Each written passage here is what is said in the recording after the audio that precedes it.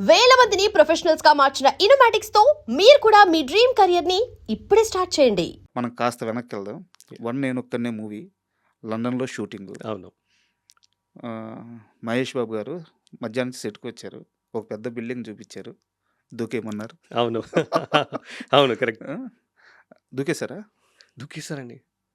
అది మాకు కూడా చాలా సర్ప్రైజింగ్ ఏంటంటే, చాలా భయం కూడా. అంత పెద్ద సూపర్ స్టార్ ఇలా జంప్ చేయడం అనేది మాకు అంటే లైక్ ఆయన ఒక డూప్ లేదు, ఏం లేదు. ఆయన జంప్ చేసేస్తారని. ఉమ్, ఒక సింగిల్ రోప్‌తో జంప్ చేసేస్తారని. ఉమ్. అది చూస్తే మనకి చాలా భయమేస్తూ ఉంటది. ఇక్కడి నుంచి అలా బయటికి చూస్తేనే చాలా డెప్త్ ఉంటది. ఎన్ని ఫీట్స్ ఉంది అది? అది మోర్ దెన్ 150 ఫీట్ ఉంటదండి. అబ్బా. సో, అంత పెద్ద హ్యూజ్ హైట్‌లో నుంచి బికాస్ అది చేస్ సీక్వెన్స్ అంతా గూడా మీకు సినిమా చూసేటప్పుడు అంతే డెప్త్ ఉంటది. ఉమ్. సో, అంతలో ఒక రిస్క్ ఉంటది. మాక్సిమం ఆయన డూప్ వాడరంట కదా. డూప్ వాడండి. So, and one more thing I want to tell. ఆహ్, లండన్‌లో షూట్ అంతా జరిగింది. ఇంకా నెక్స్ట్ సీక్వెన్స్ వచ్చేసరికి ఒక వాటర్ సీక్వెన్స్ ఉంటదండి. ఉమ్, బోట్‌లో చేస్ ఉంటది. హీరోయిన్‌కి ఒక పారాషూట్‌లో లిఫ్ట్ చేసి ఫ్లై అవుతూ ఉంటది. He he has to drive the boat నడపాలి. సో, అక్కడ ఏంటంటే ఆయనకి ఒక చిన్న లైఫ్ జాకెట్ కూడా లేకుండా ఒక బోట్‌ని ఉమ్. అంత ఈజీగా నడిపేశారండి. చాలా స్పీడ్గా చాలా స్పీడ్ నడిపేసాను. మాకంతా చాలా భయం. ఎందుకంటే అంతకు ముందు ఒక రోజు ముందు ఒక పాయింట్ ఆఫ్ వ్యూ షాట్ అని ఒకటి ఉంటది. అందులో బోట్‌లో కెమెరా పెట్టి ఫైట్ మాస్టర్ పీటర్ ఆయన్‌తో మేము ట్రావెల్ చేసాం. అప్పుడు అంత లైఫ్ జాకెట్ ఏసుకున్నా కూడా మాకు అంత భయమేసింది. సార్ వచ్చి నెక్స్ట్ డే ఆ షూట్ చేసేసరికి మాకు రియల్ హీరో కదా! అని అలా. యాక్చువల్గా ఇప్పుడు మీరు ఏదైతే చెప్తున్నారో ఇదే సుకుమార్ గారు కూడా ఒకసారి చెప్పారు. ఓకే. ఆయనకి ఆ బోట్ ఫస్ట్ టైం అంట కరెక్ట్. డ్రైవింగ్ కూడా. కరెక్ట్. అట్లాంటిది జాకెట్ లేకుండా అసలు అవును. పని రాక్షసుడు. అవును. అండ్ వన్ మోర్ థింగ్ మీకు ఎందుకు జాకెట్ కూడా లేదంటే ఆయన వేసుకున్నది ఒక బనియన్ లాంటివి ఉంటది. బనియన్, అవును. మనం పైన లైఫ్ జాకెట్ అనేది ఏసుకోవడం అనేది పాసిబుల్ లేదు. సీన్ వైజ్ కుదరదు. పాసిబుల్ లేదు. సో, అంత ధైర్యంగా నడిపారు. అంత ఎనర్జీ వచ్చేసింది. సేమ్ టైమ్ సేమ్ భయం కూడా.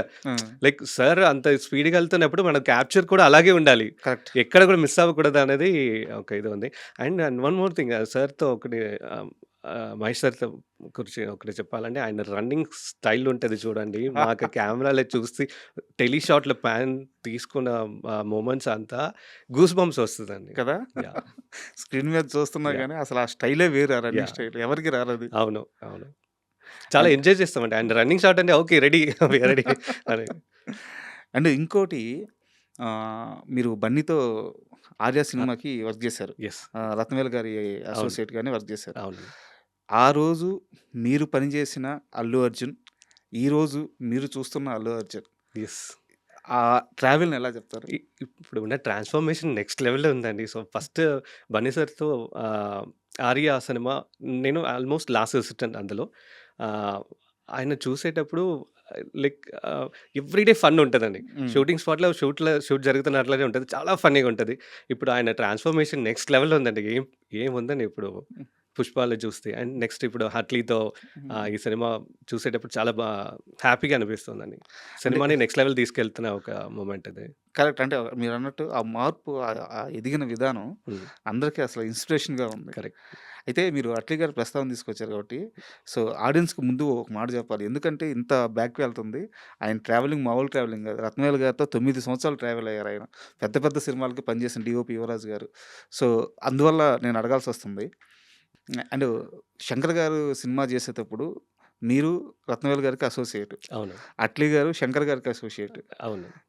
సో, మీరు ఏ రోజన్నా గెస్ చేసారా? అట్లీ మొత్తం ఇండియాని షేక్ చేసే డైరెక్టర్ అవుతారని చెప్పి? ఆఫ్‌కోర్స్ లేదండి. బట్ కాకపోతే ఆయన షూటింగ్ స్పాట్‌లో చాలా యాక్టివ్‌గా ఉండే ఒక పర్సన్ అది. హ్మ్. సో, ప్రతి ప్రతి డే కూడా షూటింగ్ స్పాట్‌లో ఏంటంటే అంత కమాండివ్‌గా, యాక్టివ్‌గా తీసుకునే పర్సన్ అది.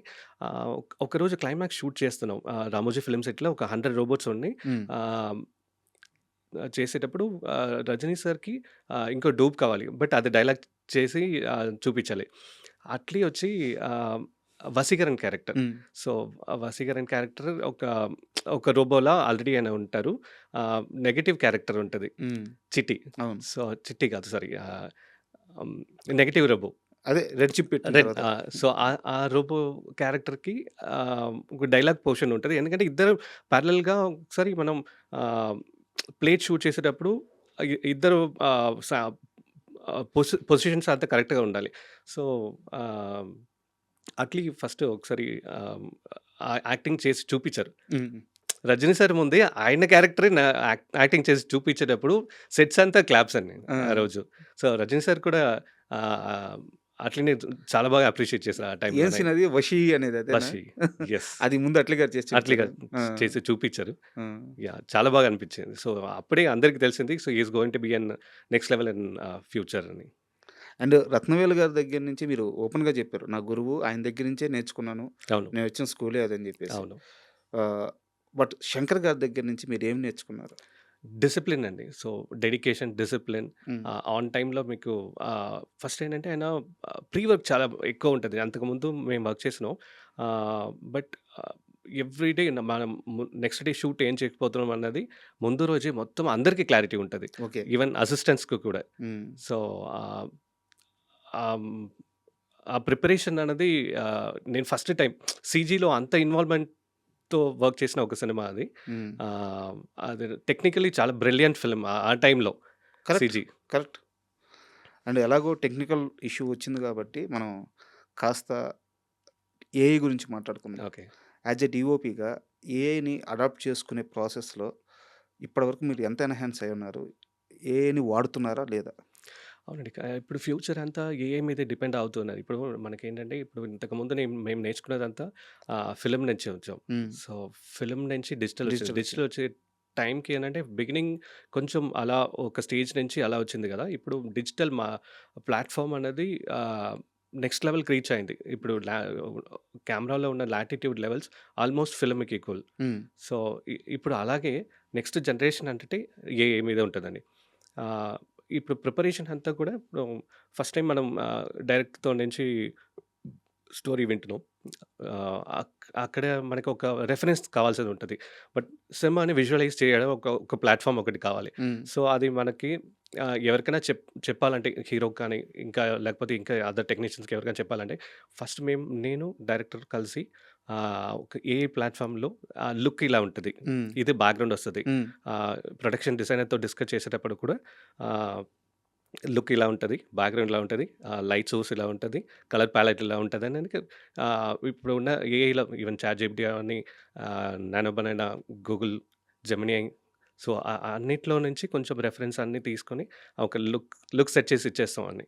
So, coming to videos point of వ్యూలో వచ్చేసరికి ఏంటంటే ఆహ్, బైకర్‌లో కూడా కొన్ని షార్ట్స్ ఏఐ షార్ట్స్ వాడి ఉన్నాం. అది రేస్ పార్ట్‌లో వస్తూ ఉంటది మీకు కనపడదు. బట్ ఆహ్, అది ఎలా చేయాలంటే యూజువల్‌గా ఏం చేసామంటే మేము కొంచెం మా ఫుటేజ్ నుంచి ఒక రెఫరెన్స్ ఇచ్చేసి కరెక్ట్. దాని ఎక్స్‌టెన్షన్ ప్రాంప్ట్ లెక్క. కొంచెం ఆ! ప్రాంప్ట్ లెక్క ఇచ్చేసి ఆ!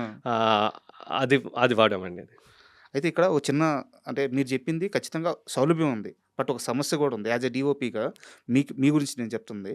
ఆహ్, ఇప్పుడు ఇంతకుముందు ప్రీ విజువలైజేషన్ ప్రాసెస్‌లో ఒక స్టోరీ బోర్డ్ అనేది ఉండేది. Correct. Just story board correct. ఉండేది. స్టోరీ బోర్డ్ ఏంది మనకి క్యారెక్టరైజేషన్ ఎలా ఉండబోతుంది, సీను మీరు చెప్పినట్టు కంపోజ్ ఎలా ఉండబోతుంది, ఇవన్నీ తెలియడానికి ఒక స్టోరీ బోర్డ్ ఒక సీన్‌కి అట్లా పిక్చర్ ఉండేది. కరెక్ట్. అయితే ఇప్పుడు ఏఐ వాడడం వల్ల డిఫరెంట్ టూల్స్ వచ్చున్నాయన్నమాట. ఆ టూల్స్ వల్ల అది ఎక్కువ ఎన్హాన్స్ అయిపోతుంది. ప్రీ విజువలైజేషనే ఎన్హాన్స్ అయిపోతుంది. ఎగ్జాక్ట్‌లీ. సెట్‌కెళ్ళిన తర్వాత దాన్ని మ్యాచ్ చేయడానికి ఎగ్జాక్ట్‌లీ. కష్టమా కాదా? కరెక్ట్. 100% కష్టమే అది. ఆ! సో, అంత లెవెల్‌కి రీచ్ చేయాలంటే మనం కూడా అంతే హార్డ్ వర్క్ చేయాల్సిదొస్తది. హ్మ్. అందరిని కొంచెం పుష్ చేసి నాకు ఇదే రెఫరెన్స్ కదా! బట్ అది రెఫరెన్స్‌గా తీసుకోవచ్చు. కాకపోతే అది మనం కొన్ని ఎమోషన్స్‌కి మనం అనుకున్న ఫీల్‌లోనే ఎళ్ళాల్సిదొస్తది. అది రెఫరెన్స్ తీసుకొని మనం కొంచెం ఎన్హాన్స్ చేయాల్సిదొస్తది. హ్మ్. ఇప్పుడు ఉన్న జనరేషన్స్‌లో ప్రతి అసిస్టెంట్ డైరెక్టర్స్ కూడా ఏంటంటే వాళ్ళు చాలా బాగా ఆహ్, ఆహ్, స్టోరీ రెడీ చేసుకున్నా కూడా వాళ్ళు వాళ్ళు అనుకున్న విజువల్ మనం అవతల వాళ్ళకి డైరెక్టర్ వచ్చి ఏదో సినిమాటోగ్రాఫర్ కానీ, ఆర్టిస్ట్ కానీ ఎవరికైనా నరేట్ చేసేటప్పుడు ఆ విజువల్ వాళ్ళ మైండ్‌లో అనుకున్నది ఏంటన్నది ఒక పిచ్ డెక్ ద్వారా రెడీ చేసుకొని హ్మ్. అది మొత్తం ఇది సార్ మేము అనుకున్న లుక్ అనేది ఇప్పుడు చాలామంది లుక్‌లో వచ్చేస్తున్నారండి. సో, ఆ ప్రాసెస్ స్టార్ట్ అయింది. అయిపోయిందండి. Super. And for more videos, Please subscribe to iDream. Please subscribe to iDream. Please subscribe iDream. And please subscribe to iDream. For more videos, subscribe to iDream. please like, share, and subscribe to the channel. Congratulations, iDream. Subscribe to iDream. Subscribe to iDream. So, subscribe to iDream Media. iDream team అందరికి huge congratulations. Please subscribe iDream Media. Please subscribe to iDream. Subscribe iDream. Please subscribe to iDream. iDream అంటే నా కళల ఛానల్ను subscribe చేసుకున్న నోరు తిరుగుతలేదు, మీరైతే గంట గుర్తు కొట్టండి. For more such videos, please subscribe to iDream. Subscribe to iDream. Please subscribe to iDream. Please subscribe iDream Media. Please do subscribe to iDream. Please subscribe to iDream Media. For best entertainment and information, please subscribe iDream. And don't forget to subscribe to iDream.